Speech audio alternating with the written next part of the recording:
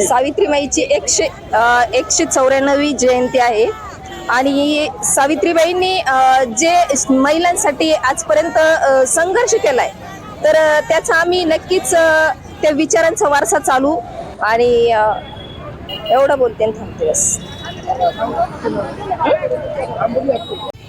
मैं संपत शिंदे, सहायक पुलिस आयुक्त सिटी डिवीजन।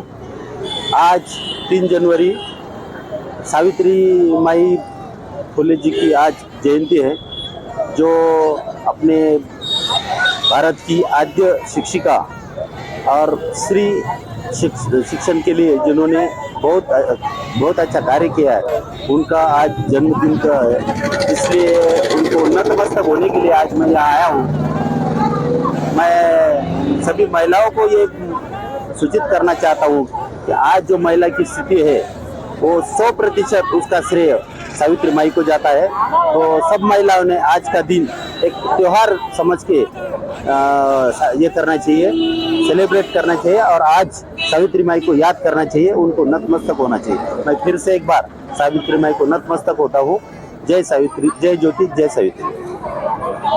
सावित्रीबाई फुलेंनी आणि महात्मा ज्योतिबा फुल्यांनी मुलींसाठी पहिली शाळा काढली आणि साधारणतः 1948 ते 1952 पर्यंत 17 मुलींसाठी शाळा काढल्या आणि मला असं वाटतं की आम्ही ज्या उभ्या आहोत त्याला फक्त हे दोघंच कारणीभूत आहेत की आम्हाला सन्मानाने शिकता आलं पाहिजे, जगता आलं पाहिजे आणि त्याच्यानंतर डॉक्टर बाबासाहेब आंबेडकर की ज्यांनी आमचे हक्क सगळे संविधानामध्ये घातले, आम्हाला समानता दिली आणि त्याच्यामुळे आज आम्ही जिवंत आहोत। एवढंच। ये राष्ट्रपति पद पर खड़े हैं। आज मैं भी उनके ही शिक्षण के लिए, जो शिक्षण महिलाओं के लिए दिया था, स्वतंत्र दिया था, इसीलिए सब महिला अलग अलग पद पे है। तो सावित्रीबाई फुले इनके आज जयंती के लिए हम सभी यहाँ पे अभिवादन करते हैं।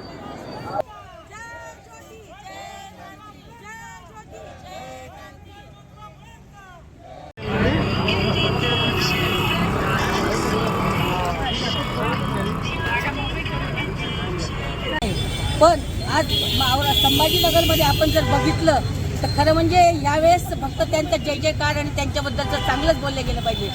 पण लोकशाही असताना सगळं काही हे असताना आज महात्मा फुले आणि सावित्रीबाईंच्या पुतळ्यापाशी जे सुशोभीकरण झालं नाही, लाईटिंग झाली नाही, याचा खरंच खेद वाटतो। हे म्हणजे शासनाला, महानगरपालिकेला खरंच समजून सांगायची वेळ आहे का आठवण ठेवा, हे महान महापुरुष आहे, यांनी सगळा देश घडवला, आज स्त्रिया घडवल्या, आज राष्ट्रपती झाल्या आणि त्यांच्या ह्याच्यात जर तुम्ही असं करत असाल तर मला असं वाटतं यापेक्षा आपलं दुर्दैव कोणतं दुसरं नाही।